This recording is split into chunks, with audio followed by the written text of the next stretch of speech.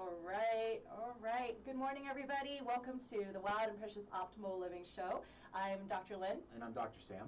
And thank you so much for tuning in. Today is going to be a really fun conversation.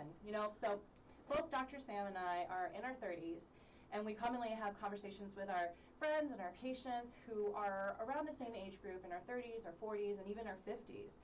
And oftentimes, it's unavoidable that we have one thing in common, right? That's unavoidable is we tend to experience more pain as we get older. And so for those of you who may be able to relate, I wake up from neck stiffness or even tension sometimes, or even strain. Or I've even heard from practice members or friends where oftentimes you may be doing a very simple task like opening the door, and all of a sudden there's this knife-stabbing sharp pain that just out of nowhere occurs. And then we just say, okay, I'll muster through this, right? And then all of a sudden it continues to develop, the pain is unrelenting, and it becomes even chronic. It may lessen, but it's just always there. So oftentimes with the sign of defeat, what do we say?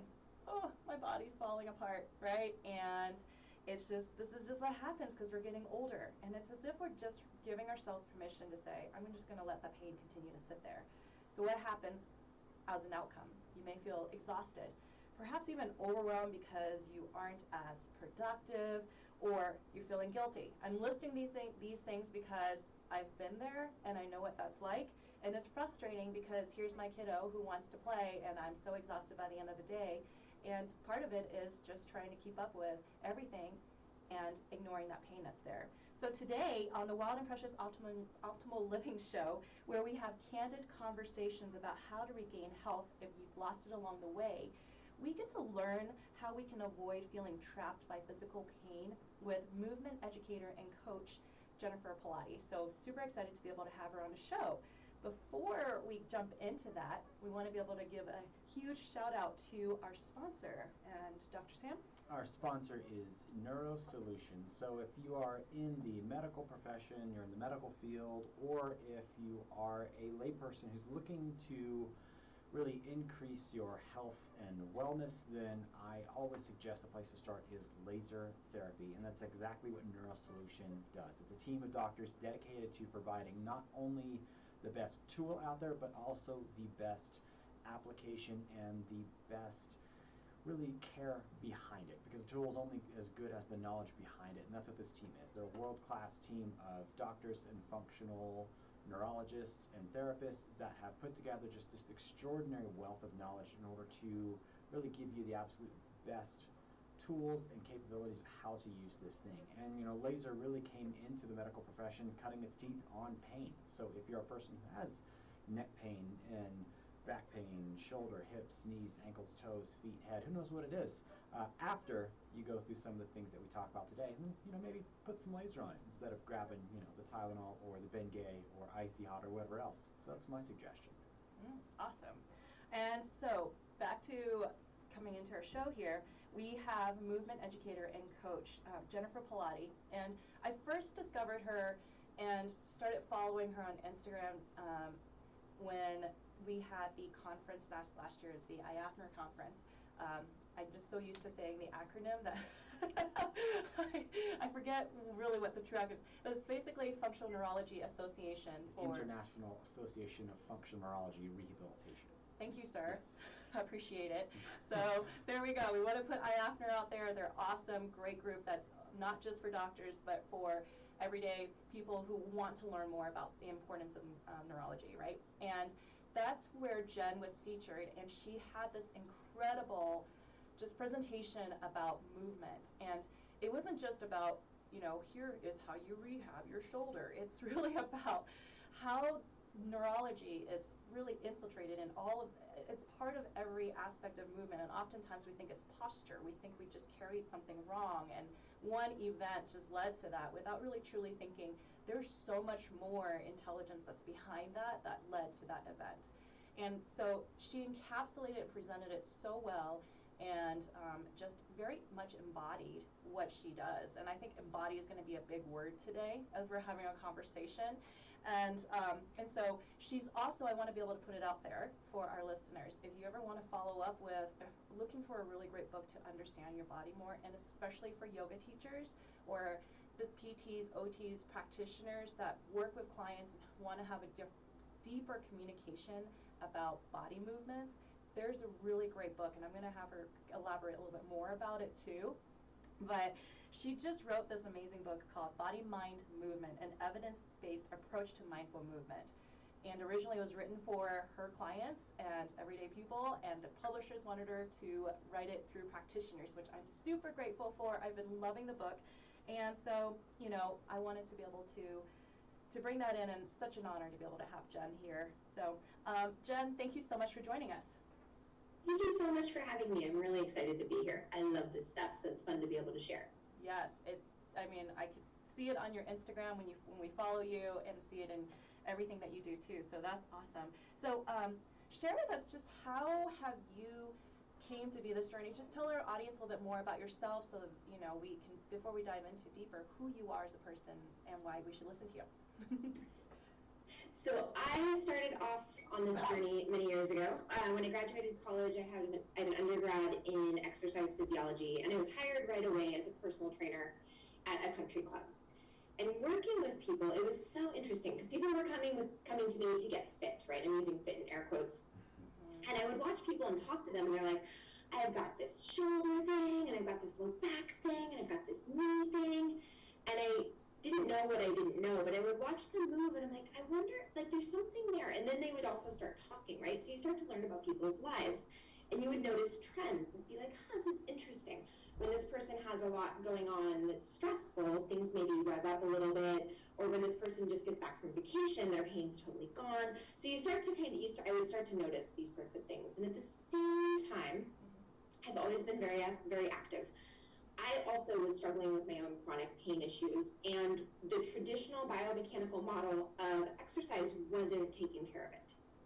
And I was doing all the parts. I'm like, okay, VMO lifts for my knee. I'm gonna nail the tiniest little single leg squat that I can. This is gonna take care of everything, And I tried all of these different things, but nothing was really working. And so it led me to yoga, which helped a little bit, but I was like, still, there's something missing here. I'm not sure what it is. To make a long story short, I kept diving and diving and diving into a ton of different modalities. I went back to graduate school, got my master's in human movement, and I started to realize that if you looked at the person as a whole person and you addressed movement from their unique perspective, you would get a whole lot further. And that gave me entry points to how to help people get stronger in a way that worked for them. Because a lot of people that started to find me were people that had tried traditional exercise, and they're like, it's not working for whatever reason. And so I started to use some of these other modalities, somatic techniques and neurological techniques, and basic strength techniques too, but it was all woven into this different way of looking at things, and that's how I ended up here today. Awesome. Well, we want to dive deeper, but from your introduction, I wanted to ask you a question. Is you started with your own body, with your own personal chronic pains, and you mentioned how you help others discover their unique self in movement. What did you discover about yourself and your pain? I definitely I can be a little type A, a little perfectionistic, and I learned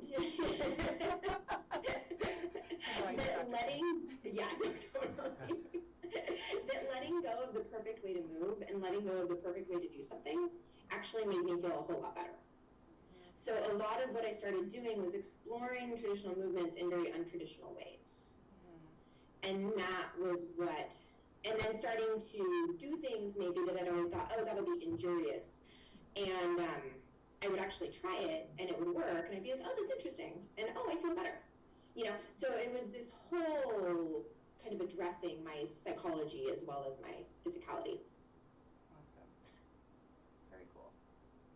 Well, we really want to be able to, I think for our listeners, when we think about pain, it's so broad of an umbrella and saying pain can exist really anywhere, right? And today we're going to really focus more on our physical pain in our bodies that we feel. And I think a fun way to be able to dive deeper into some of the concepts that you bring into your training, Jen, I think it would be fun for us to take one of our most biggest pain points, that common complaints that we hear as practitioners or even with our clients, and even ourselves too, and let's dissect it.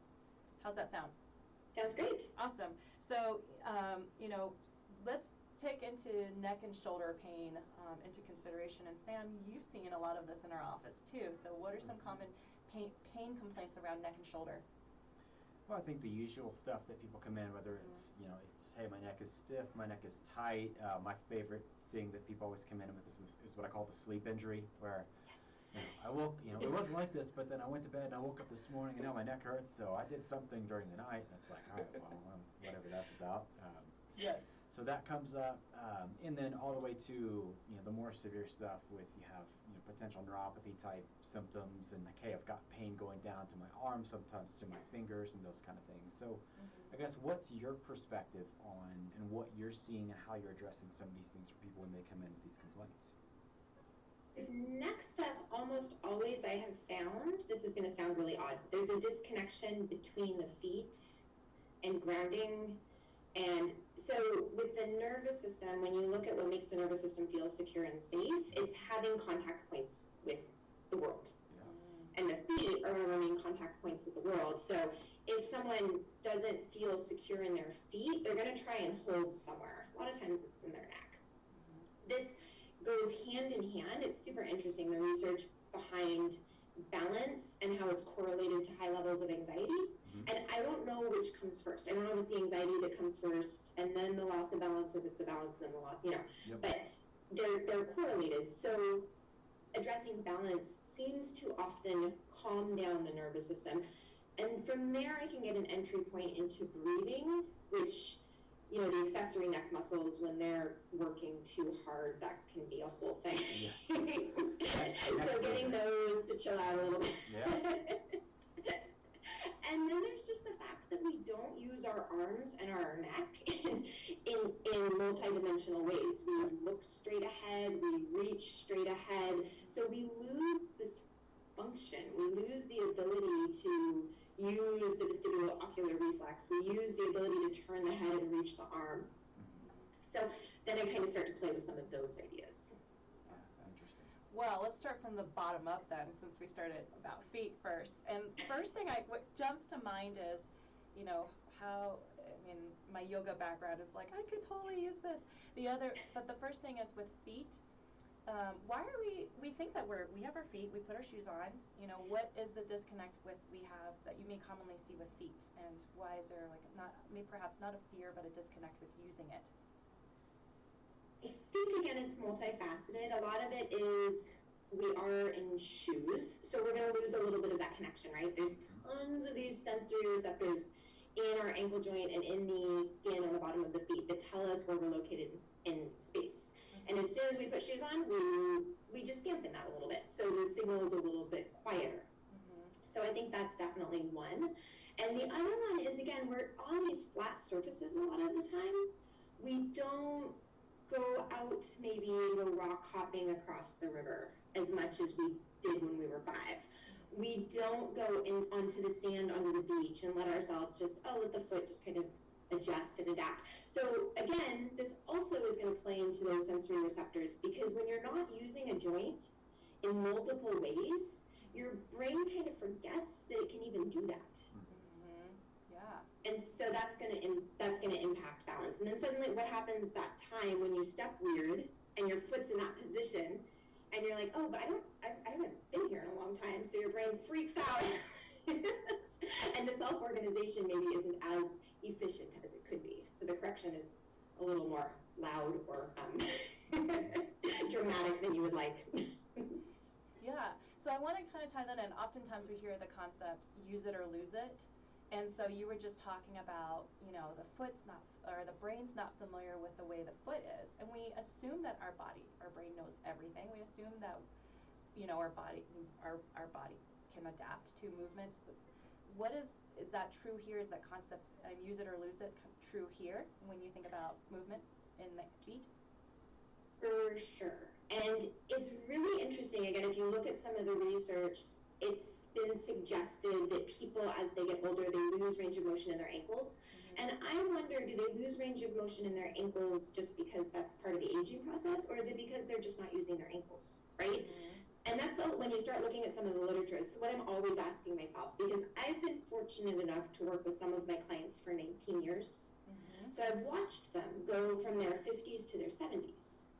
And that's really interesting because you see, well, what happens when you're active during this pretty important part of your aging process.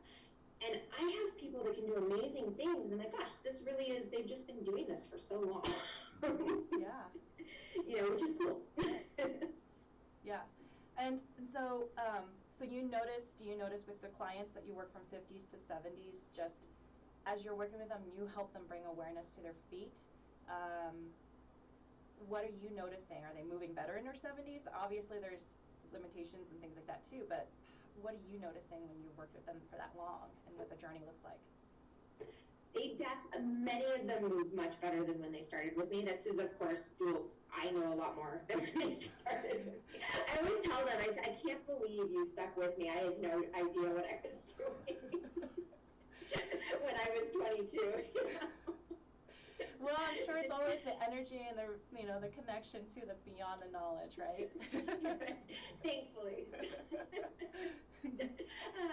yes, no, and their balance, and I think that's probably the most amazing part, is their balance is so great. And they often think, now that they're in their 70s, in fact, one of my clients just thanked me yesterday. She said, I just want to thank you because I was in the garden messing around, moving too fast, and I totally caught my foot. But she's like, I didn't fall over. I just righted myself and kept walking. And she said, and that to me, because she sees her friends and some of her friends have fallen or whatever, she's like, and that to me is really valuable. Yeah. Oh, hugely. I think so. I mean, elderly, I think the number one injury is hips and things like that, and that all comes from balance issues. And like you brought up earlier, and that's something in terms of anxiety, that's something that when people come to our office, one of the first things that we address and one of the first things we talk about with people that it seems like no one makes the connection to. And like you said, if you kind of reverse engineer it neurologically, it makes complete sense. It's like, well, yeah, you would be more anxious. Your body's going to be more of a protective state because it can't control itself in a gravitational field. Exactly. Yeah. And then now we got to get you out of these shoes because our whole country has a foot phobia. And doesn't want to get out of it. We really do. It's just Americans have kind of a funny thing about that, where it's like I always want to wear shoes, and like Lynn and I have talked about a lot because we don't wear shoes in our house. Like we take them off right at the door, but other people don't. And I think that's the weirdest thing that some people do. Like, yes. I'm so with you on that. Because I don't work with shoes on. I work in socks. Okay. And my clients always ask, do I have to take my shoes off? And I always tell them, it's totally a personal choice. If we do footwork, I might ask you to remove your shoe. But some people really, like you said, it's a foot phobia. So true. Yeah. It's a little bit bizarre. But yeah, definitely I would think that it's probably more limited to our country just in the fact that we're way more sedentary than most of why people are losing ankle mobility. Because I can think about seeing like the Asian cultures with deep squats that they do. I've seen 80-year-old Asian women go down into a full deep squat, heels on the ground, and I'm like, holy crap. It's so great to see, isn't it? Yeah. It's impressive. Yeah. I wanted to dig in a little bit more too about the feet before we move up the body. And so what are some exercises that you have people do? Maybe we can talk it over air too, like just even as we're sitting here, I'm like wiggling my feet like, can I do something right now? What can we do right away that we can apply just to bring more awareness to the feet? The easiest thing I think one can do is feel their foot. So if everybody listening right now, if you're not driving, please don't do this while you're driving. I might have to close your eyes. Close our eyes. Close your eyes and just observe the sensation of both feet against the ground. And notice which parts of your feet are connecting with the ground and which parts of your feet aren't. begin to see where your feet are in relation to each other. And then see if your feet feel the same or different. Do you have more contact with one foot versus the other? Does one foot feel like it's turned out more than the other or more ahead than the other? There's no right or wrong here, you're just observing. And then open your eyes and look at your feet. See if your sense of your feet was accurate in terms of where they actually are.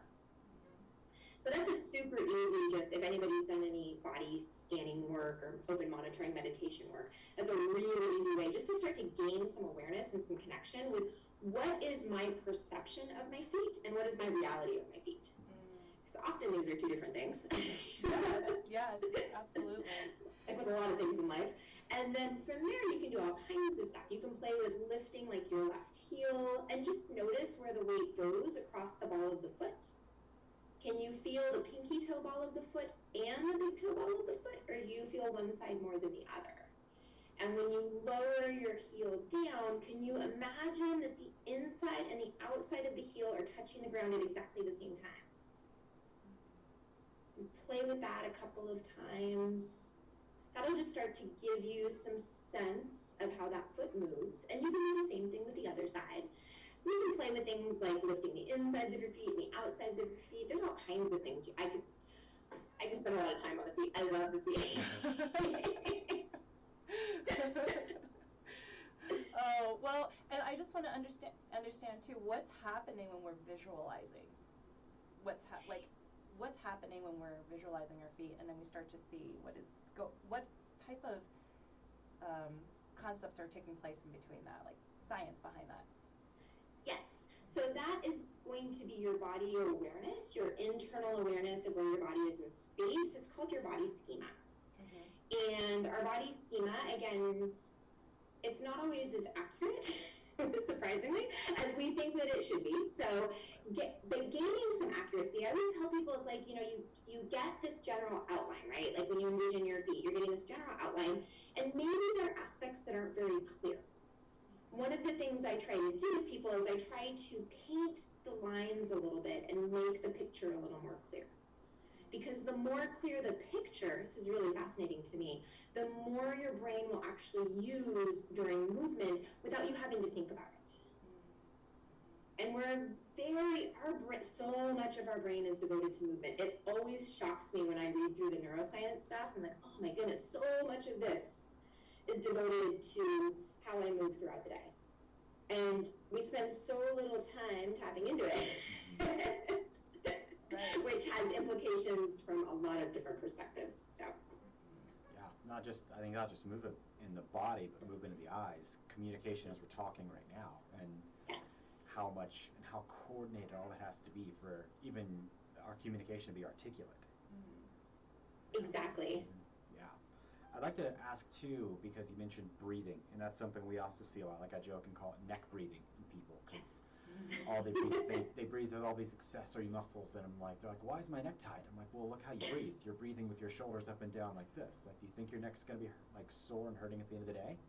So how do you cue people to break some of those habits and patterns to then start to breathe more, I guess, diaphragmatically? Like that's how we teach people. So what are you doing? Where are you guiding people? Depends on what I'm seeing. It's funny, I call that the shoulder hiccup. It's like the shoulder hiccup.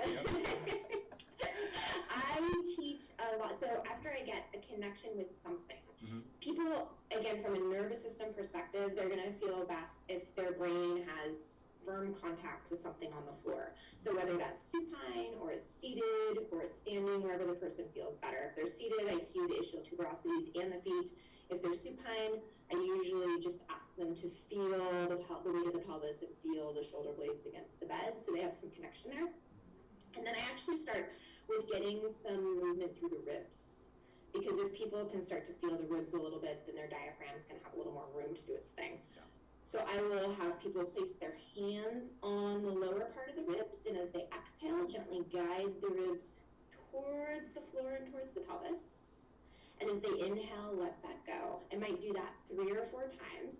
And then on the last one, I'll have them keep the ribs in that more expiratory position and ask them to inhale all the way through the thorax. so that they feel the breath moving into the middle back, behind the shoulder blades, and as they exhale, can they feel themselves sink even deeper if they're on the floor. So that's one I frequently use. If someone's having a tough time getting that supine, which is lying on your back, sometimes that can be tricky for people. I'll put them into like a modified child's pose position, assuming they don't have any knee or hip things that are making them cranky, with a pillow under their forehead. Usually people feel really good there, and then I'll ask them to start to breathe into their back. And often that kind of takes care of it. Nice. Yeah, it's amazing to me just the simple re-education on breathing. Yes. How that just changes, one, the neurology so quickly.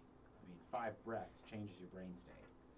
But 2, just how that affects even pain, like we talked about. I mean, seeing breath and pain is totally tied together. I mean, like shoelaces. Yeah. For sure. Yeah. This may be taking it down a little bit. I'm also really curious then, from your perspective, why do we start to breathe incorrectly? Because even, for children, we see when my son was asleep, observing them, their belly's just like nice and soft and puffy, and their bodies are so relaxed and everything. And so what shifts for us? What do you think happens? I think it's largely just our lack of balance between our parasympathetic and our sympathetic nervous system state. I think that happens pretty early, just the way life is, right? We go from thing to thing to thing to thing. School is very much thing to thing to thing to thing. We don't have a lot of free play. We don't have a lot of time to just let our mind wander, So you start to be in this more sympathetic nervous state kind of drive. More of the time than your parasympathetic nervous state. And it's not that you're trying to and the sympathetic nervous state is like your fight or flight response. For those of you that don't know, parasympathetic nervous state is like your rest and digest, I am hanging out on the couch doing nothing state. Yep. During the day, we have different levels of both going on. Like for me to be here speaking, I have to have a certain level of sympathetic nervous system activity or this isn't going to be very good, right? Conversely, for those of you listening, you don't need much sympathetic. You could just be, if you're at home just chilling, you do not need much sympathetic nervous system activity for this. So it's not that you're trying to shut off one versus the other. You're just trying to create more balance and the ability to move more fluidly from one to the other. And I think that's what goes away. And once when you start looking at like cranial nerves and the vagus nerve and everything else, when you start hanging out too much in that fight or flight state, then your breathing is going to be a little bit shorter. Your inhale and your exhale are probably either the same length, or maybe your inhale is a little longer than your exhale. And when you, again, look from a neurology standpoint, if you're trying to tap into your parasympathetic nervous system, the exhale is what activates that. So one of the easiest ways to get there is to let your exhale be a little bit longer than your inhale, which is very hard for people if they're not used to being there. Even children, they'll go into a little bit of panic, right? Yes. I just want to be able to highlight that too. It's just when you said children, and recently we are on the news in Colorado, at least in the hospital, they were talking about how mental health is so rampant. And for children, as we're coming out of specifically, it was declared a state of emergency. State of emergency, yeah. And just the I guess the amount of stress or disconnect that kids are feeling, and it's affecting their social life was interrupted, right? And there's so many different things, as we know, from the pandemic that really shifted everybody's lives, and seeing parents being stressed and all these changes. Kids are witnessing this and trying to understand a world that is changing so quickly. When you bring in breath from that aspect, it just reminds me of how this can be a tool. And maybe you can explain a little bit more of how breathing or even movement itself can be a tool for kids right now who's struggling with mental health. Yes. Oh my gosh, and the link behind that is again, so huge. There was actually, I wish I could remember which book it was in, but there was a pretty large pilot study that was done several years ago in inner cities in Chicago, where they implemented a meditation program for these kids. And so it was breathing. The bell would ring, they would sit, they would focus on their breath, and when the bell stopped, they would go about, their work, their homework, whatever it was they were working on. And they found that the behavioral outbursts significantly decreased with that intervention, which was pretty big because these kids had some pretty gnarly stuff going on at home. So, you know, it is really fascinating how being in a safe place and allowing the breath, you know, focusing on the breath can be really calming. Movement can do the same thing. So sometimes if I've got someone who is not responding to the breath, which again can be anxiety producing, people who already are a bit in that anxiety riddled state, when you ask them to focus on breathing, sometimes they're so worried about doing it right that it makes it worse. So you can do like rocking movements for the kids. Oh my gosh, going to the playground and swinging on the swing is so good for their nervous systems. It'll calm them right down. It's really interesting how all of that kind of works. Rolling movements are really good if you have a kid who likes to roll, you know, roll back and forth on their back. All of those things can be very calming for the nervous system, you know, activating a little bit of that vestibular system. So those are some ways you can encourage your child to play. I train a boy with ADD. He's 10, and one of his favorite movements, I always ask him, I'm like, okay, out of the 4 things we've done today, you know, go ahead and pick your favorite one, and he always picks one of the rocking movements. So there is something about it, it just kind of settles things down. Well, first of all, as we're talking right now, it's just any movement, any guidance that you've been having, I'm like little practices right here. I'm like rocking as you're So maybe our listeners are doing the same thing, rocking. And obviously what you're saying is so true for adults as well, too. We need to jump on the swing. We need to be able to go on a playground and be so interactive and play with our kids in the process, too, right? Yeah, that's true. I mean, even I think about rocking. I mean, the 2 things that come to mind for me, one is the rocking chair. Yeah. People love rocking chairs and just being able to swing back and forth. That, and I think it's the image that comes to mind of like it's the Hasidic Jews, but when they get really, really deep into prayer, you see them just that gentle rock back and forth and almost get into like those trance-like states as they pray to God. Right. It's interesting. Yes. Yeah. Yes. And so I wanted to ask you too. Then I'd like to be able to bring in. Help our listeners understand just how beautiful and complex and insanely intelligent our brain is, and all the systems that, but some of the systems, we don't need to dive deep into like crazy concepts, but what do you think is happening in the brain when we're swinging back and forth? Why is that? And perhaps you can just bring some insight in behind that. So anything that uses more of the non-thinking brain, I think can be very calming. The part of our brain that is devoted to thinking, and there's a big portion of our brain that's devoted to thinking, but sometimes it takes over. We have a hard time quieting it down. And a lot of people, I've heard it referred to as the monkey brain, right? So if you look at, there's 3 main networks in the brain. And the first one is the default mode network, and that's your thinking brain. That's the part of you that reflects, which is really important. It's the part of you that writes your story. It's the part of you that thinks about what's going to happen later today. It's the part of you that thinks about what's going to happen 5 years from now. You know, it's a really important aspect of your brain, but we tend to spend maybe a little too much time there. So when you do something like rocking, it's really interesting because it quiets that part down a little bit. Kind of interesting. And I suspect, if you look at it from like a neurological standpoint, the part of your brain that takes in the vestibular information is located pretty low down. So I wonder if it has something to do with that. I'm not sure. But that would be my kind of speculation, just looking at the brain anatomy. Awesome. And there is, right, there's so much connection behind that in terms of positioning and maybe even just even back to conception or in our mom's womb, just perhaps that motion, and we don't realize that there is so much, memory that's even deep-seated in there that mom created when we were in our mom's womb that brings that familiarity in rocking perhaps too. So we went down a rabbit hole. I wanted to kind of bring back, we're working our way up towards the neck, but obviously all these aspects are so whole, right? It's even though we focus on one aspect of our body, there's so much connection in everything else that's coming together. What are some aspects of awareness that people can cultivate? Because in your book, you talk about proprioception. You also talk about kinesthesia. You also talk about nociception, Interoception. interoception, and neuroception too. So all these subtions.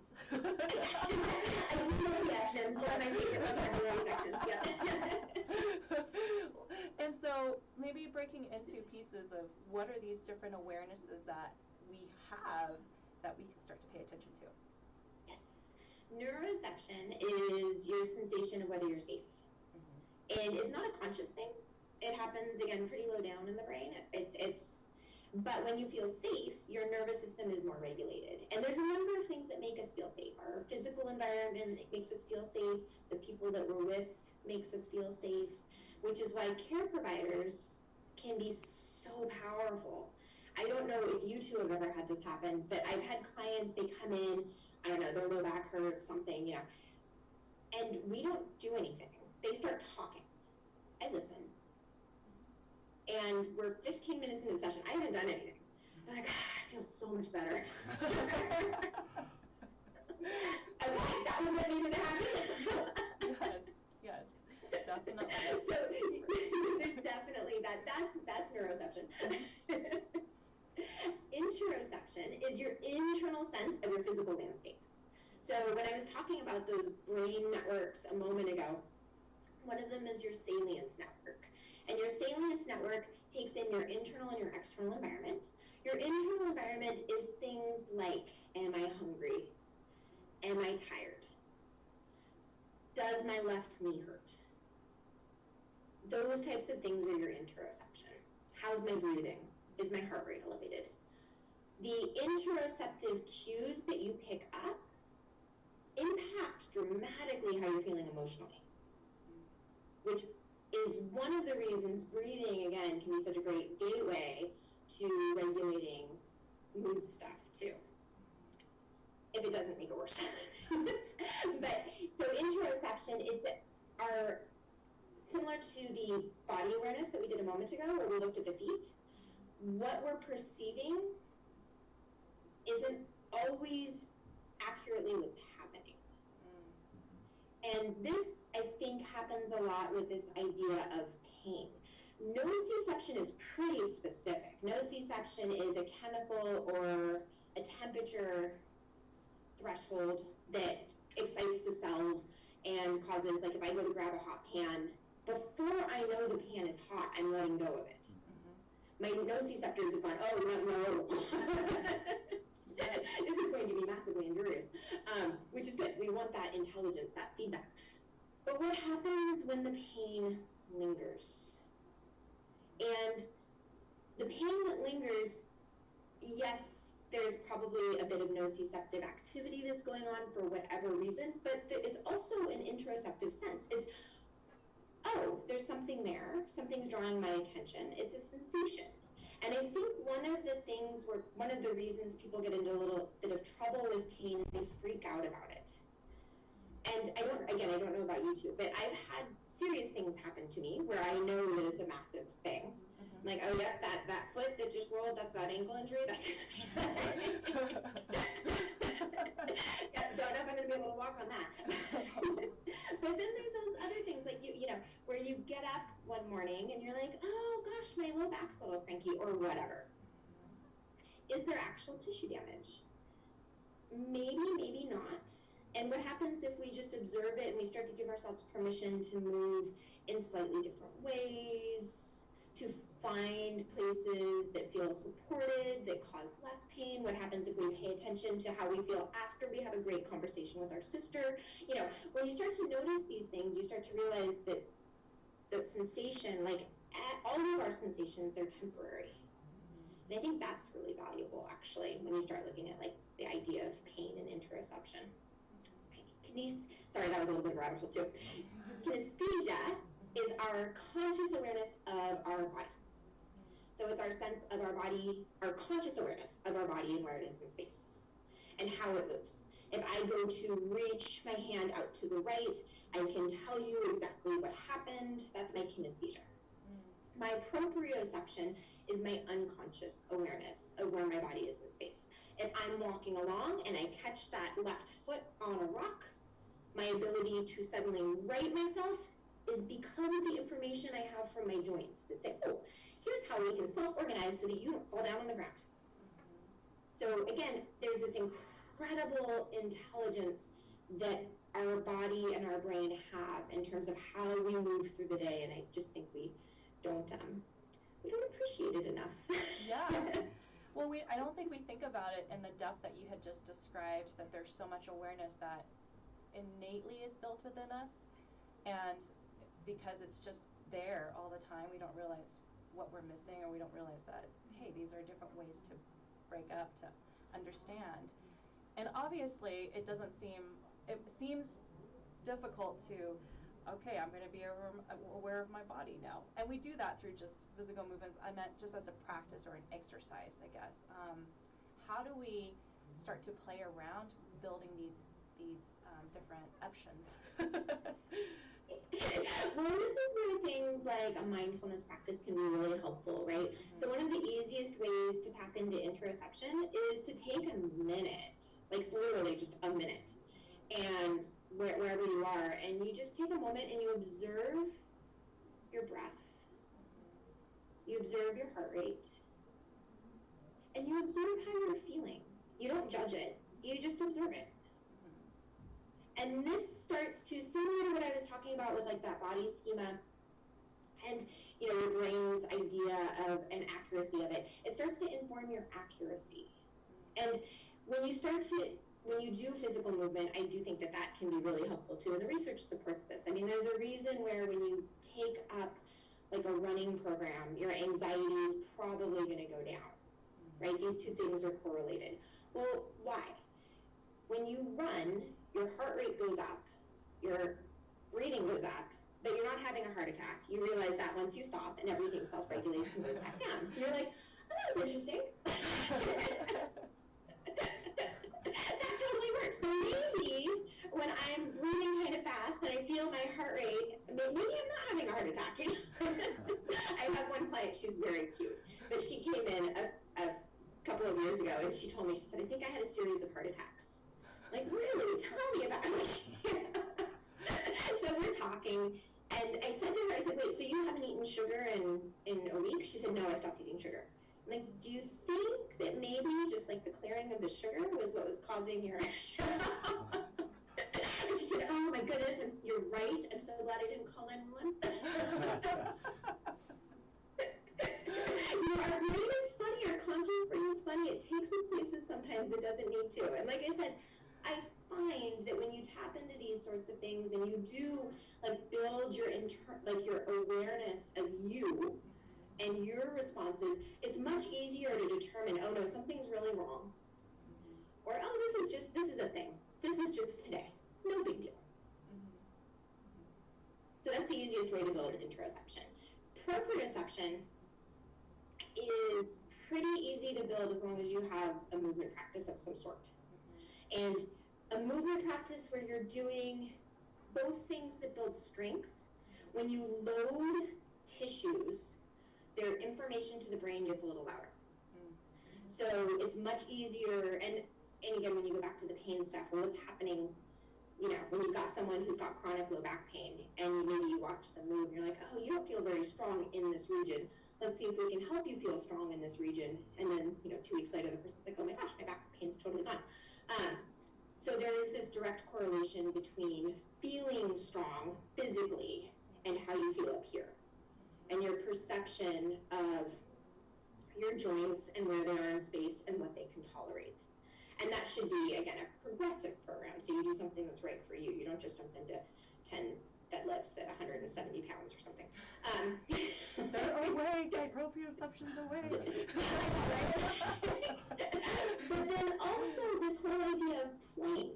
Like this idea of, well, what happens if I take a ball and I bounce it and I try to stand up and sit down from the floor while I'm tossing the ball up and down? That's going to improve your proprioception a ton, and it's going to bring in all kinds of areas of your brain so that they work together, right?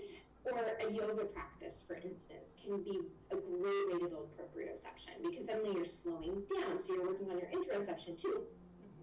And you're putting yourself into positions that you probably don't find yourself in regularly during the day.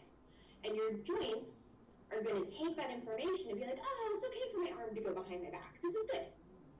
And maybe you actually use this position, or when you find yourself in that position, it doesn't hurt, which is good.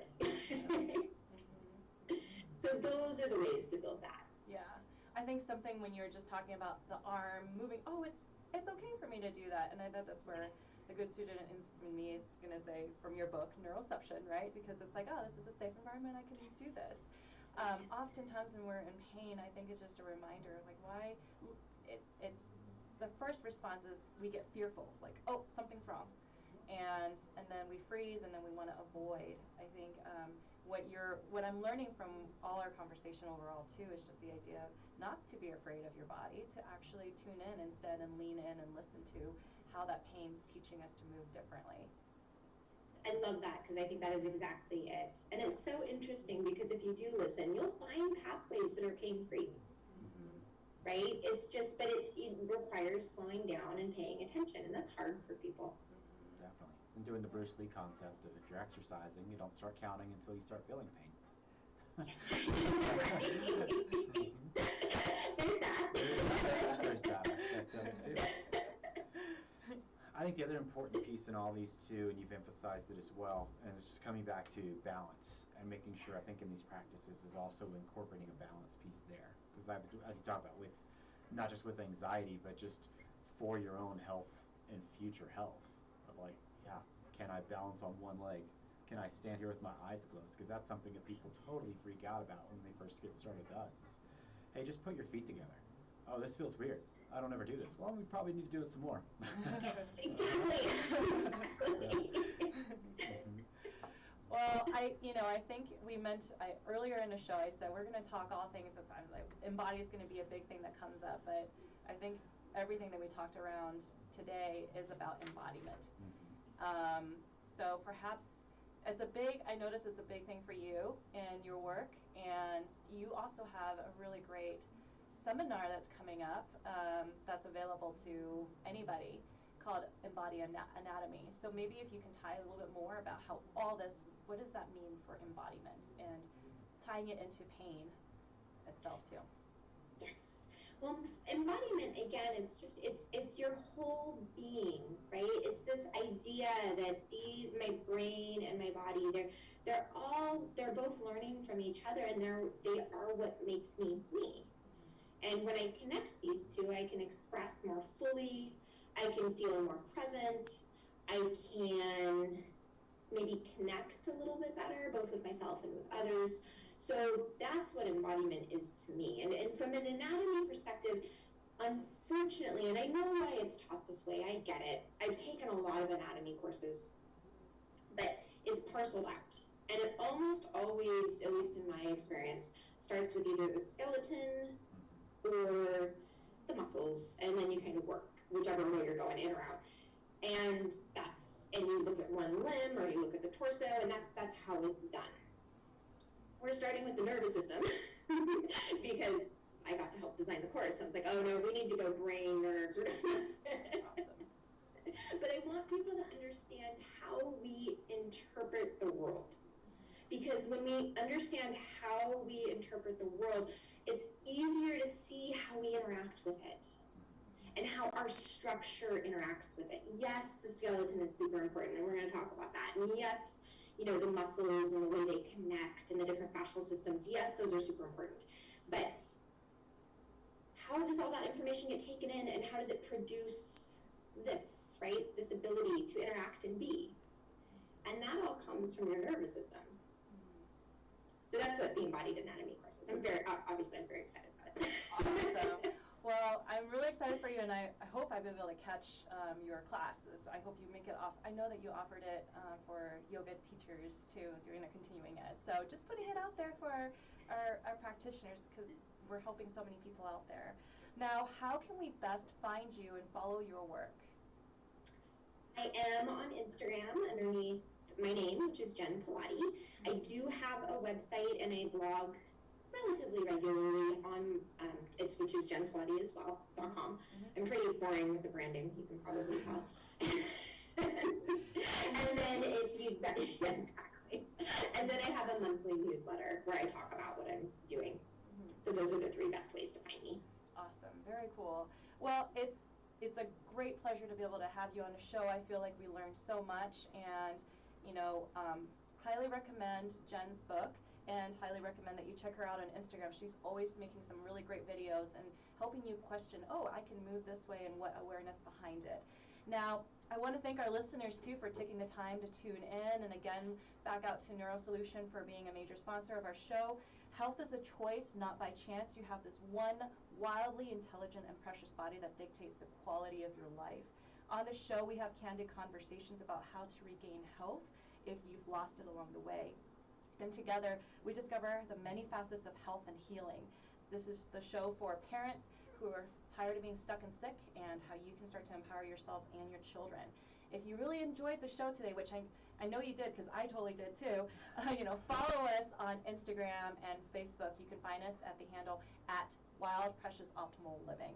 Now, what is our most famous line? Oh, next show coming up is July 2nd, by the way. We're just taking a couple weeks shift for the summertime, and we have a special guest, Dr. Sam. Yes, we've got our special guest coming up. The topic is, what if you could ask your body and it can tell you what it needs, with the mysterious Dr. Ted Koren.